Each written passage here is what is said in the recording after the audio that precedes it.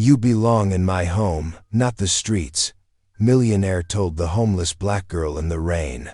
On a stormy night, a wealthy man sees a young black girl shivering in the rain, and in a moment of compassion, he tells her, "You belong in my home, not the streets." At first, it seems like a simple act of kindness: food, shelter, and safety.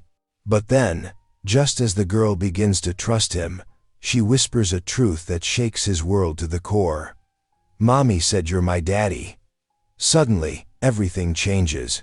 The mansion is filled with secrets from the past, dangerous whispers from outsiders, and a girl torn between hope and heartbreak. Is she really his daughter, or just another painful reminder of the mistakes he tried to forget? And if the truth is real, can one broken act of kindness rewrite a lifetime of regret? Drop a comment below and share which part of the world you're tuning in from today. If you enjoy stories like this, don't forget to subscribe for more. The rain drummed against the tinted windows of Charles Whitmore's luxury sedan as it glided through the city streets. Streetlights cast watery halos on the wet pavement, their glow doing little to lift the heaviness in his heart. He'd left the charity gala early, unable to bear another moment of shallow conversation and forced smiles. At 70 years old, Charles had wealth beyond measure, but nights like these only reminded him of what he'd lost. His fingers absently twisted the gold wedding band he still wore, thinking of Margaret and how she would have handled the evening with such grace. The familiar ache of loneliness pressed against his chest. The car slowed at a red light, and through the rain-streaked window, Charles noticed a hunched figure outside a closed diner.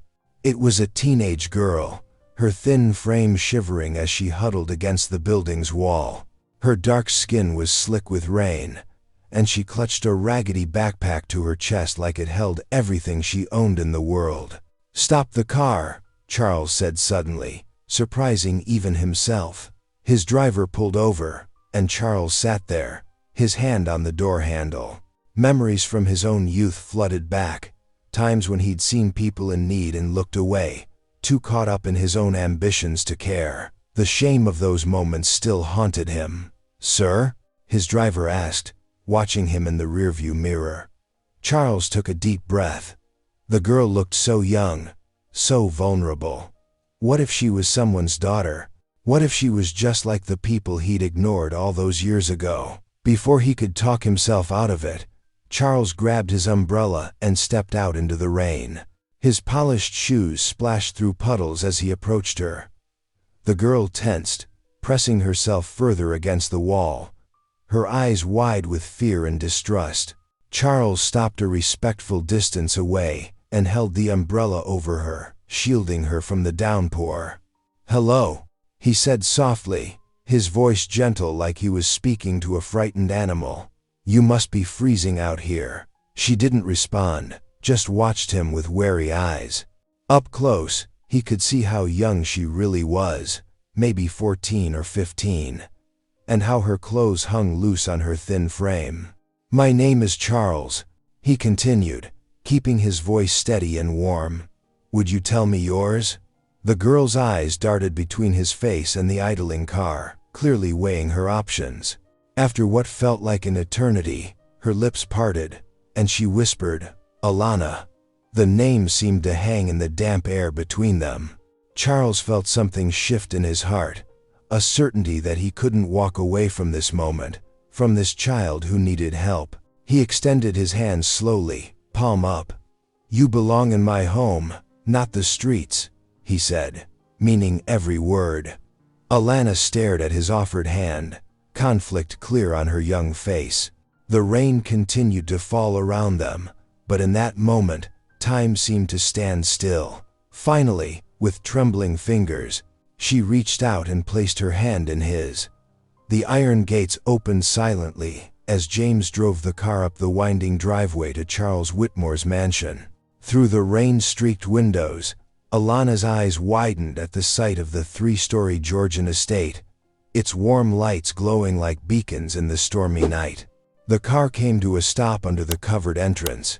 Charles stepped out first, then offered his hand to Alana.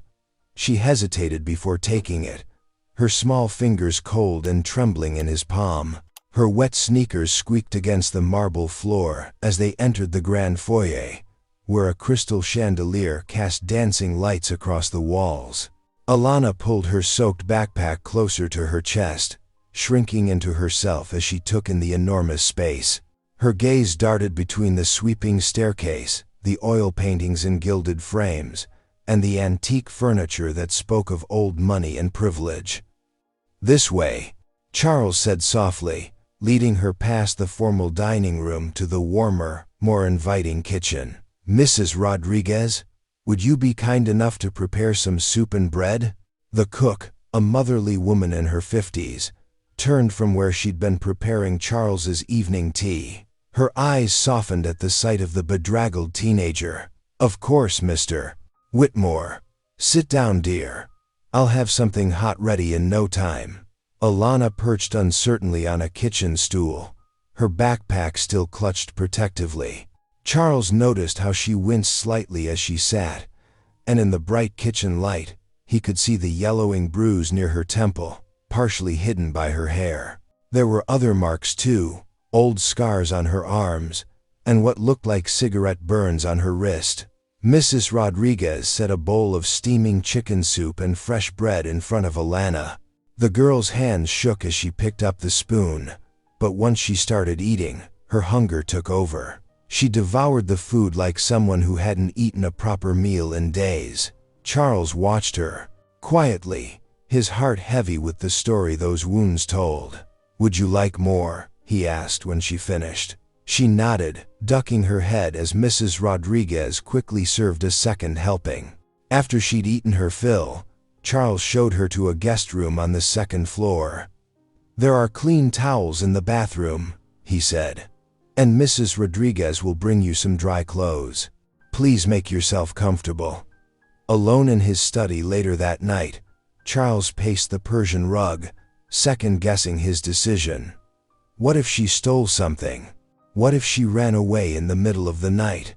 What if she was involved with dangerous people who might come looking for her? As he walked past her room on the way to his own bedroom, he heard her voice, barely a whisper. "Thank you, God, for this warm bed and for Mr. Whitmore's kindness. Please keep him safe." Charles stood frozen in the hallway, his doubts warring with the surge of emotion in his chest. Then he heard it, soft sobbing from behind the door, the kind that comes when you're trying hard not to be heard. His hand lifted, hovering over the doorknob, but he pulled back. What comfort could he offer, this stranger who'd taken her in on a whim? With a heavy heart, he continued down the hall to his own bedroom, where the king-sized bed waited, empty and cold as it had been since Margaret's passing. The morning sun painted golden stripes across Alana's face through the heavy curtains. She blinked, momentarily confused by the softness surrounding her. The bed felt like sleeping on a cloud, nothing like the lumpy mattresses she'd known in foster homes. Her fingers traced the silky sheets, still unsure if this was all just a dream. Carefully, Alana slipped out of bed, her bare feet sinking into plush carpet. Her borrowed nightgown, left by the housekeeper the night before, swished around her ankles as she tiptoed to the window. The view took her breath away. Manicured gardens stretched toward a distant tree line, the morning dew sparkling on every leaf and flower. She ventured into the hallway, trailing her hand along the smooth wooden paneling. Family portraits lined the walls, faces she didn't recognize, staring down at her with painted eyes. The house felt massive, like something from a movie, with its winding staircases and crystal chandeliers. The smell of coffee and bacon drew her toward the kitchen. Charles sat at a breakfast nook, reading a newspaper. He looked up, offering a gentle smile. "Good morning, Alana. Did you sleep well?" She nodded, hovering uncertainly in the doorway until he gestured to the chair across from him. A housekeeper appeared, setting down a plate piled with scrambled eggs, bacon, and toast. "Thank you, Mrs. Porter," Charles said. The housekeeper's lips pressed into a thin line as she looked at Alana, but she said nothing. As Alana ate small, careful bites, Charles set aside his paper. "Would you like to tell me how you ended up outside that diner last night?" Alana swallowed hard, pushing her eggs around the plate. "My mom died 3 years ago," she whispered. "Cancer.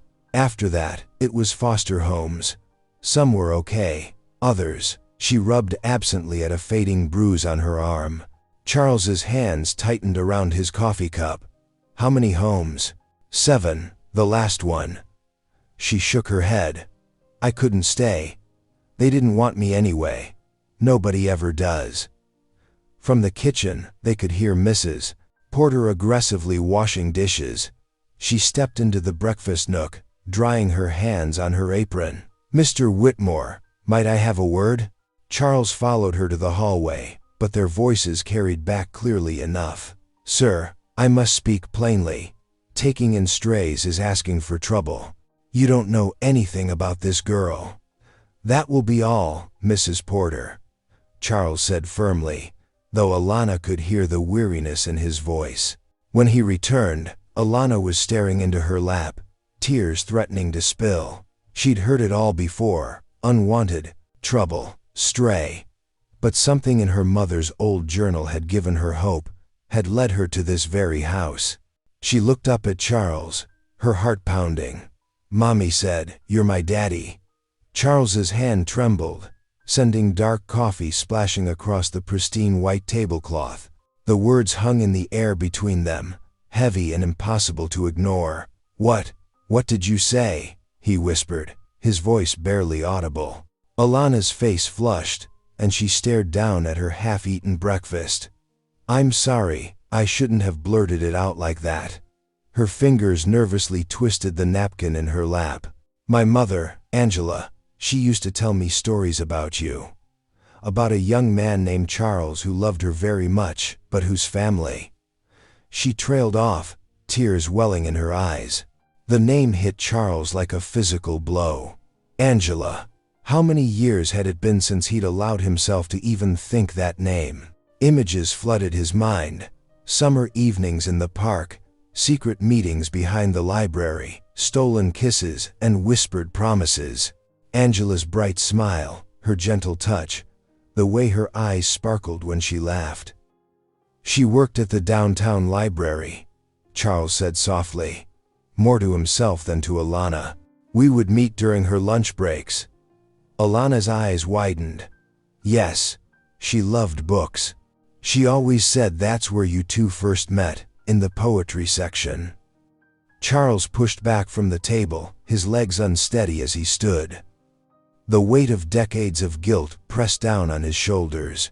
He remembered his father's stern face, his mother's tears, the family's threats to cut him off completely. He'd been young, scared, and weak. He'd chosen security over love, walking away from the only woman who'd ever truly touched his heart. I need to see something," he said. "Come with me."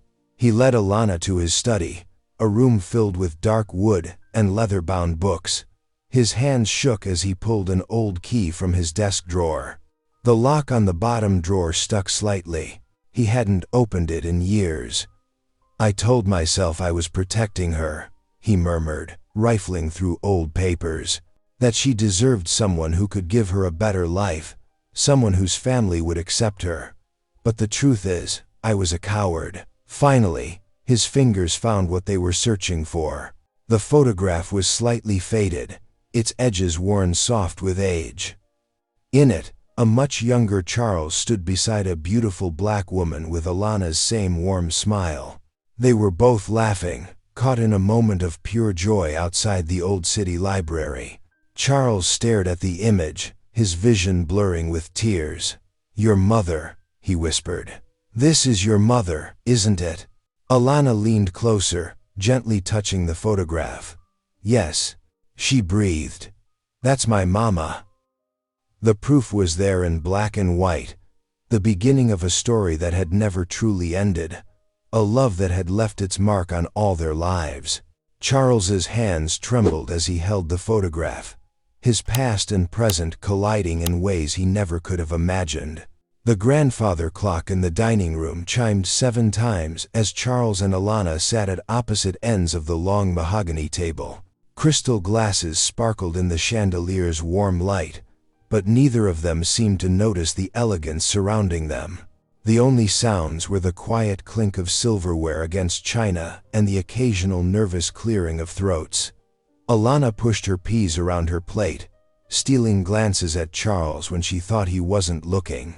The afternoon's revelation had changed everything, filling the air with unspoken questions.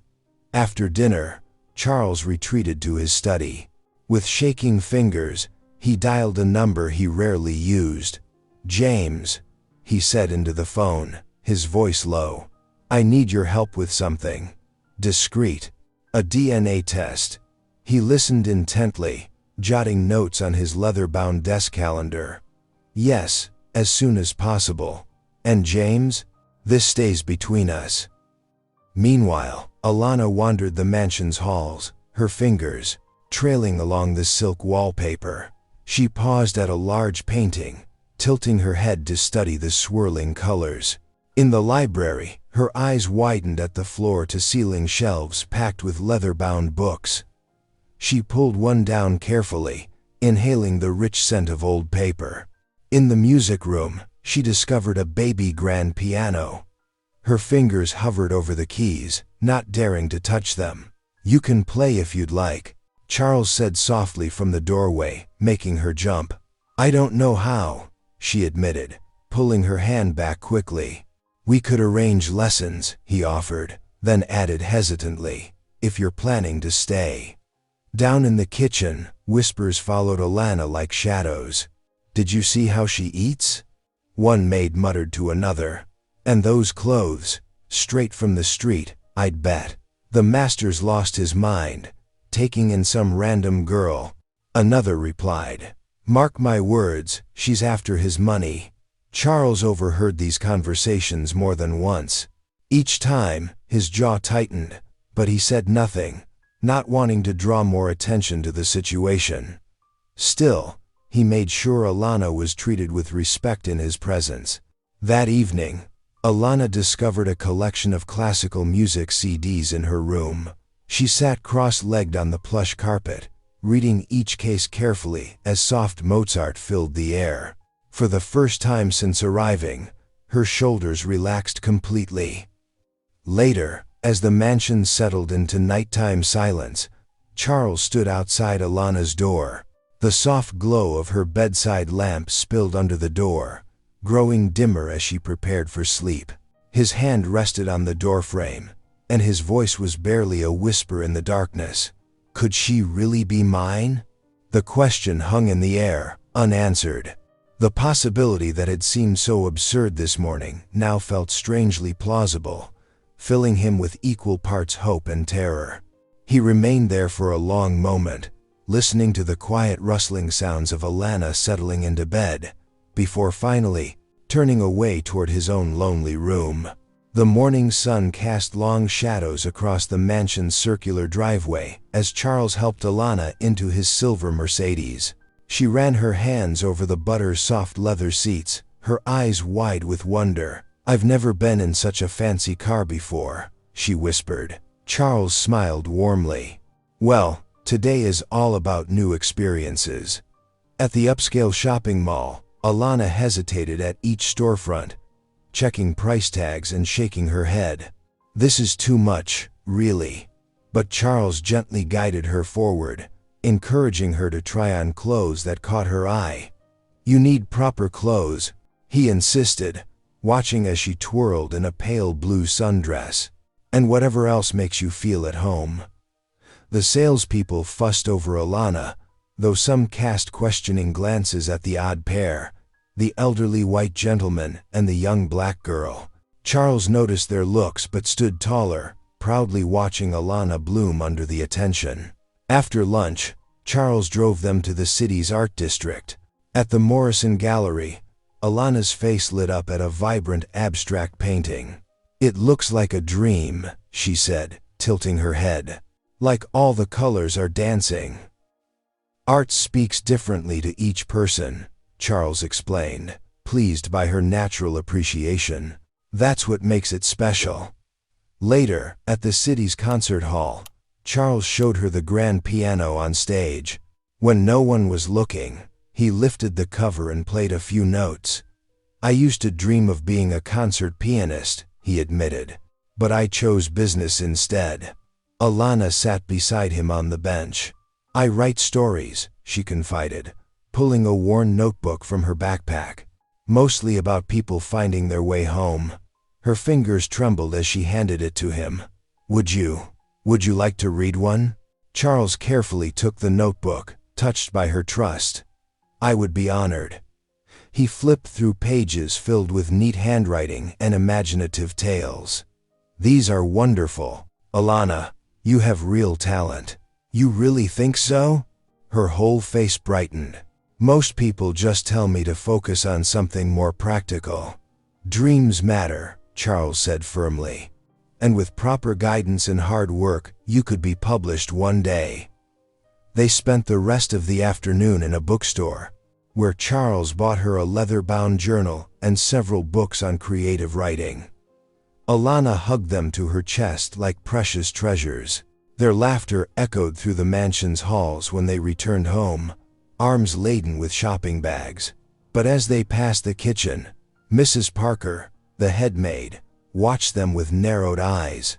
"It won't last," she muttered under her breath, aggressively wiping down the counter. "These things never do." The early morning sun cast long shadows across the mansion's garden as Alana sat on a stone bench, her pen moving steadily across the pages of her new leather journal, a gift from Charles. The roses were in full bloom, their sweet fragrance filling the air. She paused occasionally to watch butterflies dance between the flowers, finding peace in their gentle movements. Charles watched her from the French doors for a moment before stepping out onto the flagstone path. His footsteps crunched softly on the gravel as he approached. "May I join you?" he asked, his voice gentle. Alana nodded, closing her journal. "I like it out here. It's quiet, peaceful." "Your mother loved gardens too," Charles said softly, settling beside her. She could name every flower and knew exactly when each would bloom. A comfortable silence fell between them before Alana spoke. "Are you scared?" she asked, her voice barely above a whisper. "About the test results?" Charles took a deep breath, his hands clasped in his lap. "I'm terrified," he admitted. "Not of what they'll say, but of disappointing you if—" He couldn't finish the sentence. "I'm scared too," Alana confessed. "What if I'm wrong? What if Mom was wrong? I'll have to leave, won't I?" Charles turned to face her, his eyes fierce with emotion. "You won't have to leave. No matter what those results say, you have a home here now." Just then, his phone buzzed. Charles pulled it out, his expression darkening as he read the message. "The neighbors are talking," he said quietly. "Some think I'm being foolish, others suggest worse things. They think I'm trying to trick you," Alana said flatly. "Because I'm black and you're rich and white." Charles's jaw tightened. "Their opinions don't matter. I know who you are, a brave, talented young woman who's been through far too much." He reached over and squeezed her hand. "Yesterday, Mrs. Henderson from next door had the nerve to suggest I was being manipulated. I told her quite firmly that my personal life is none of her business." Alana's eyes welled with tears. "You stood up for me?" "Of course I did, and I always will." Charles pulled out his handkerchief and handed it to her. "You know, when I was younger, I let other people's opinions control my life. It cost me everything that mattered. I won't make that mistake again." They sat together, watching the butterflies and sharing comfortable silence, until the mansion's security system chimed.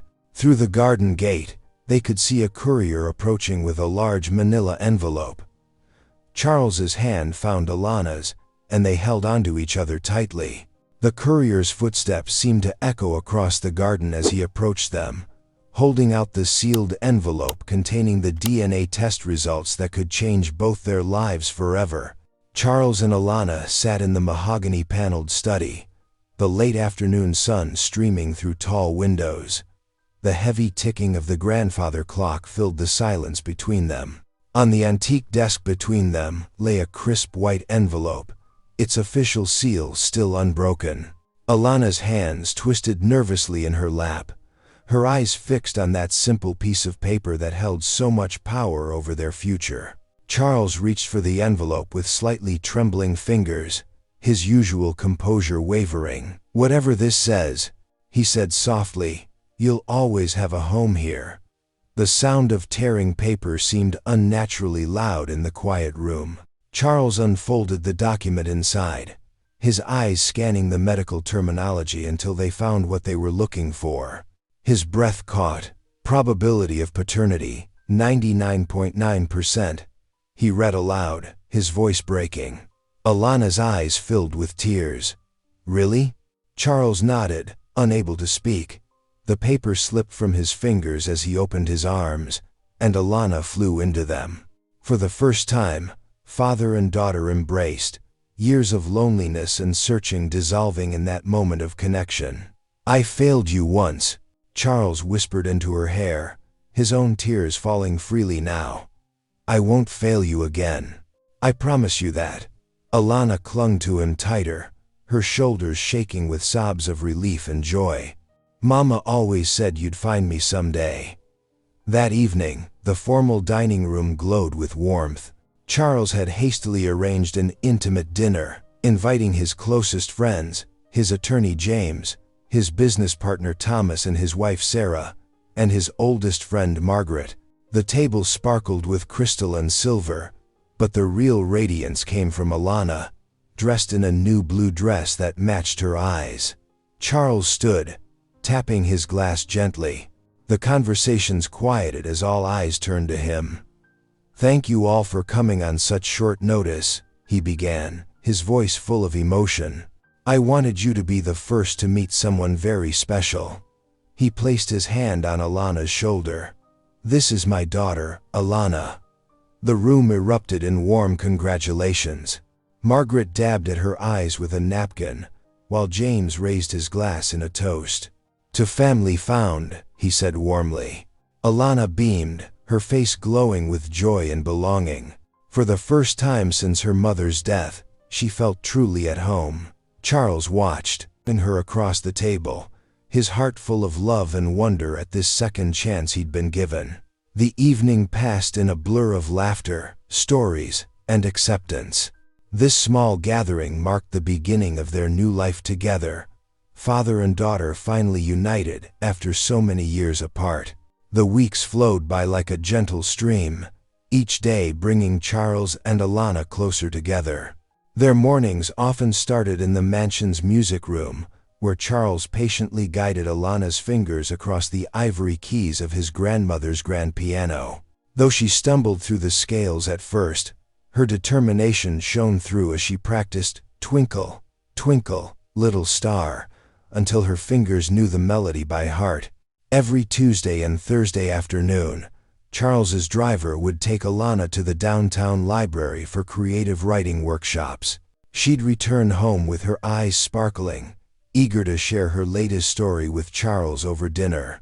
These family meals became sacred time, just the two of them sharing their days, their dreams, and sometimes comfortable silence. "I think you're ready," Charles said one evening over dessert, watching Alana savor her chocolate mousse. "I'd like to host a garden party to introduce you properly to everyone." Alana's spoon froze halfway to her mouth. "A party? With all your fancy friends?" Charles reached across the table to squeeze her hand. "You're my daughter, Alana.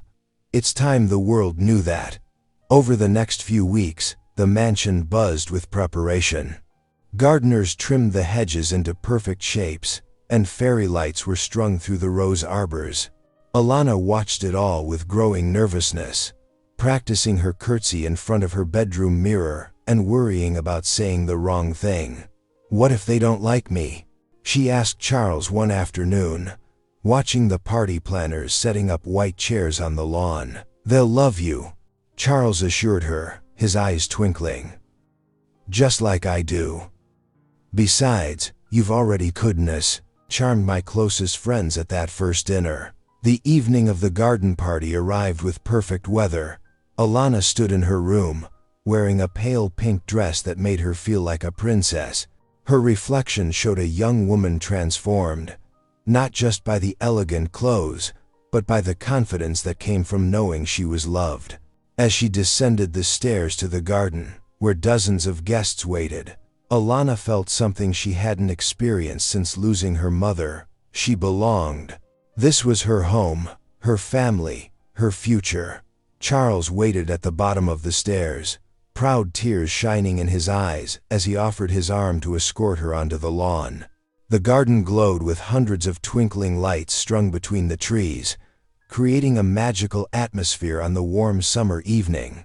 Alana stood near the fountain in a flowing emerald dress that Charles had chosen specially for her.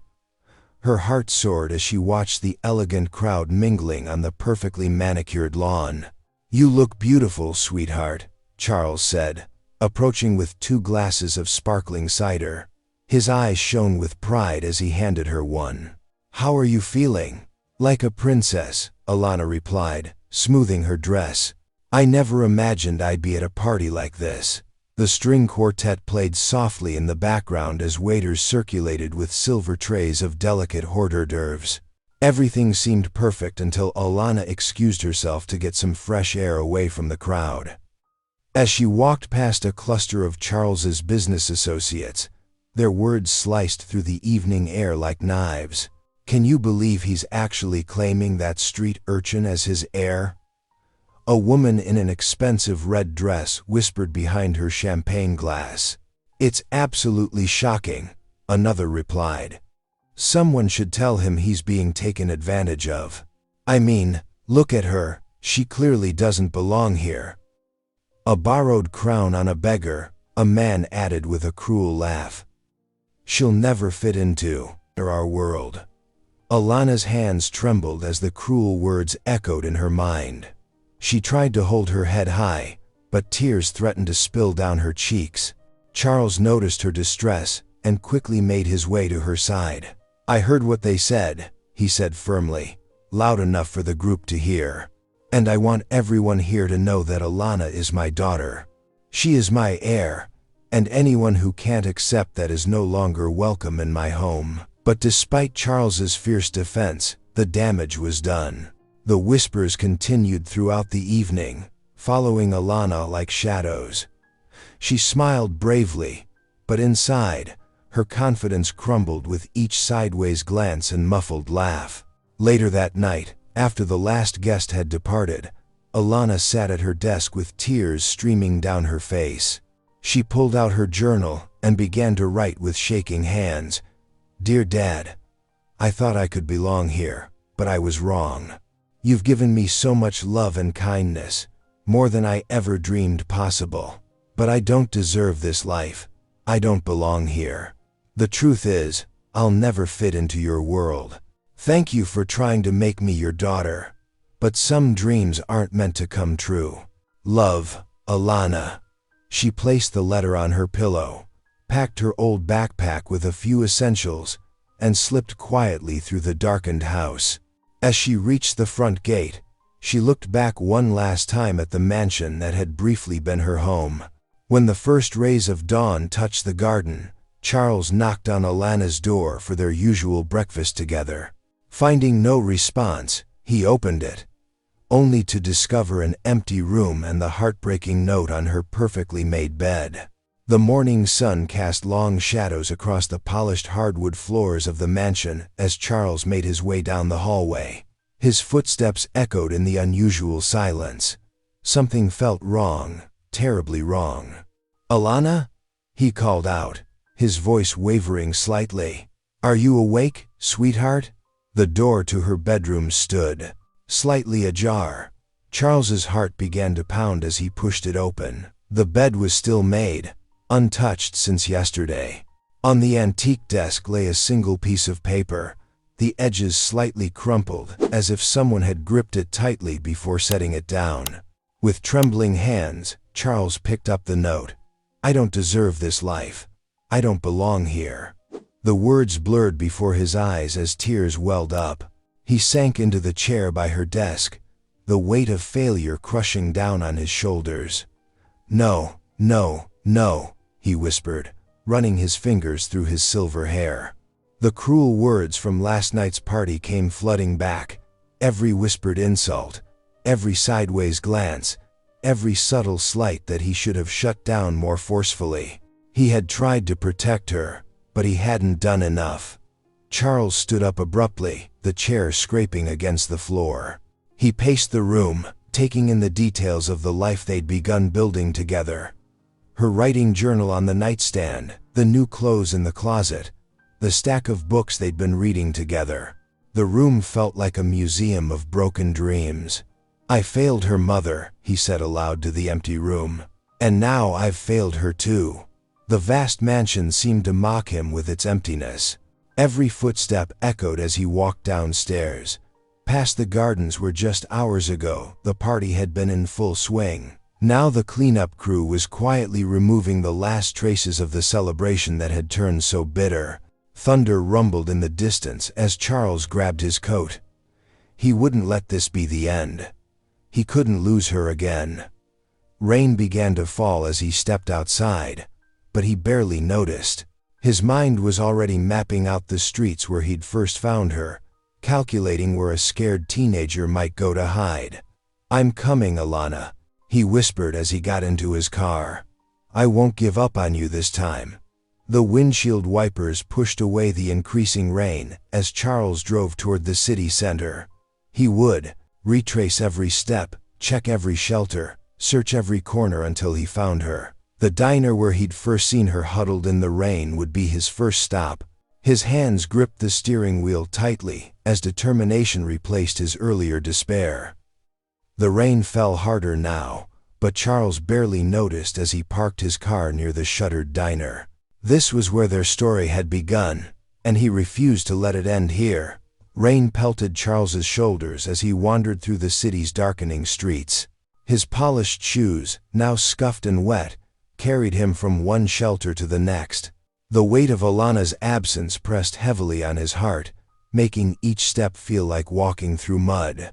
"Have you seen this girl?" he asked again and again, showing a recent photo from his phone to everyone he met. Some shook their heads sadly, while others barely glanced at the image before turning away. At the fourth shelter of the day, Charles pushed open heavy wooden doors, his clothes dripping onto worn linoleum floors. The smell of coffee and soup filled the air as homeless people huddled at tables, seeking warmth from the storm outside. "Can I help you?" A gentle voice caught his attention. The church volunteer, Reverend Clark, approached with kind eyes and weathered hands. "My daughter," Charles's voice cracked. "She ran away. She's 15, African American, about this tall." He held his hand up to show her height. "She loves to write, always carrying a notebook." The Reverend's eyes lit up with recognition. Yes. She was here yesterday morning. Quiet girl, kept to herself in the corner. She spent hours writing in that notebook of hers." Charles's heart leaped. "Did she say where she was going?" "No, I'm sorry." The Reverend paused, then added, "But she left something behind." He disappeared into a back office and returned moments later with a worn leather journal. She was in such a hurry to leave when someone mentioned calling social services. "I tried to catch her, but—" He handed the journal to Charles. Charles's fingers trembled as he touched the familiar notebook. He'd seen Alana writing in it countless times in their garden. The pages were soft from use, filled with her neat handwriting.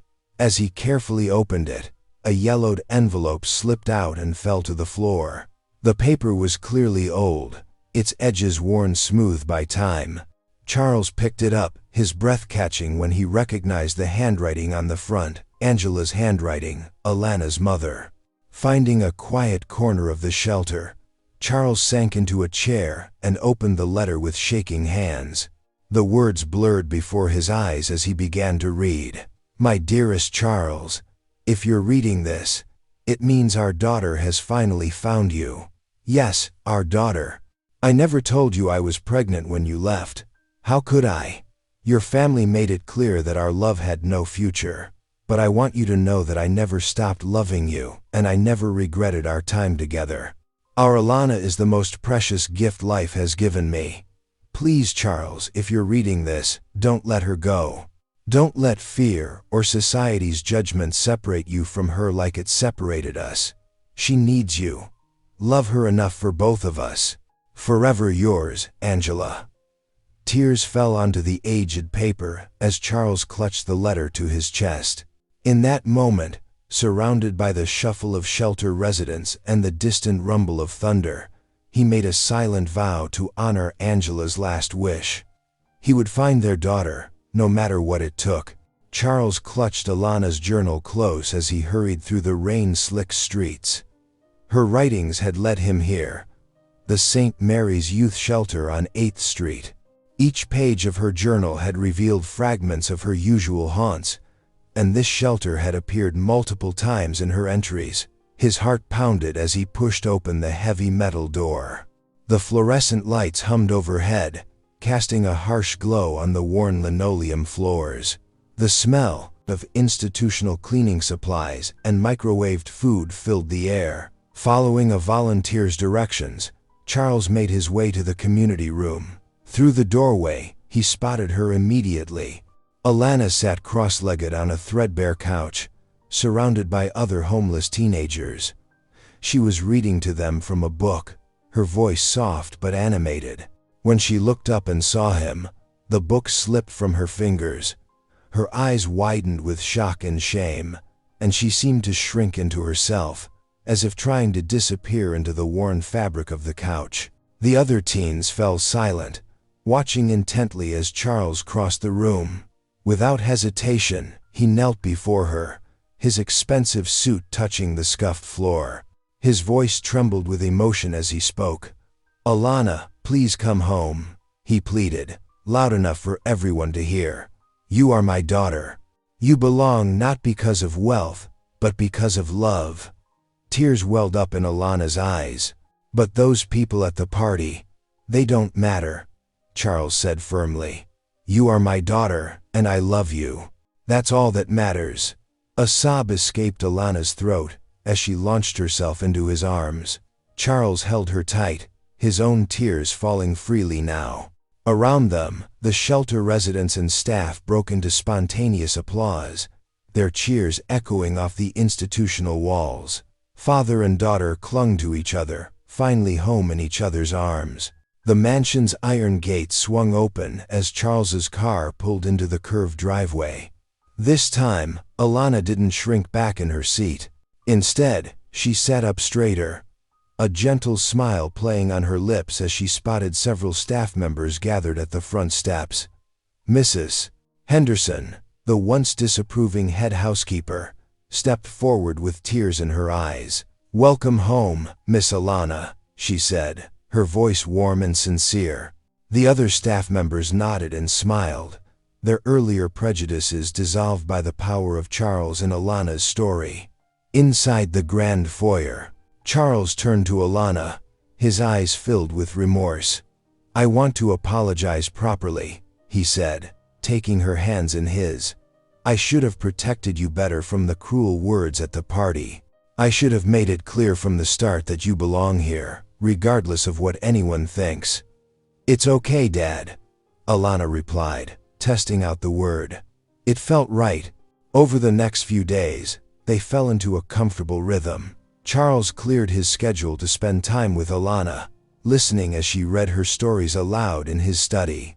Her words painted vivid pictures of hope and resilience, moving him deeply. "You have a gift," he told her one afternoon. "We'll get you the best creative writing teachers, any education you want." But it was during a quiet moment in the garden that Charles shared his biggest plan. "I've been thinking," he said, gesturing to the vast grounds. What if we turned part of the estate into a refuge for homeless youth? A safe place where they can heal and dream, just like you needed? Alana's eyes lit up. Really? You'd do that? With your help, he smiled. You know better than anyone what they need. That evening, they sat down to dinner in the formal dining room, but the atmosphere was anything but formal. Laughter bounced off the mahogany walls as they shared stories and made plans for the future. The once empty halls echoed with joy, filled with the warmth of family finally found. The mansion had transformed from a lonely monument to wealth into a true home, where love and acceptance now ruled. As Charles watched his daughter's animated gestures while she described her ideas for the youth refuge, he knew that both their lives had changed forever, enriched by the power of unconditional love. The grand hall of the Whitmore mansion buzzed with life and laughter. Soft jazz music floated through the air as dozens of young people from the newly opened shelter filled the space, their plates loaded with steaming food from the buffet tables. Chandeliers cast a warm glow over the scene, making everything feel magical and full of possibility. Charles and Alana walked through the crowd hand in hand, stopping often to chat with the teens and volunteers. His silver hair caught the light as he bent down to listen to a young boy's story. Alana's face glowed with joy as she squeezed her father's hand, hardly believing how much their lives had changed in just a few months. Everyone, may I have your attention? Charles's voice carried across the room. The chatter died down as all eyes turned to them. My daughter has something she'd like to share. Alana stepped forward, clutching a leather-bound journal close to her chest. Her hands trembled slightly as she opened it to a marked page. This story is dedicated to my father, she began, her voice growing stronger with each word, and to the family we've created here together. As she read, her words painted pictures of hope rising from darkness, of love breaking through walls of loneliness. Tears glistened in many eyes throughout the room. One young girl who'd arrived at the shelter just days ago wiped her cheeks with her sleeve. When Alana finished, the hall erupted in applause. Charles wrapped his arm around her shoulders, his own eyes misty with pride and love. As the evening wound down and guests began to leave, he pulled her close. You saved me as much as I saved you, he whispered, his voice thick with emotion. Alana smiled, resting her head against his shoulder. Home is where we belong, she replied softly, surrounded by the warmth of their newfound family and the promise of tomorrow. Thank you for listening. Stories connect us in the most unexpected ways. If you felt that spark today, make sure you're subscribed. I share a new one daily, and the next might change your day.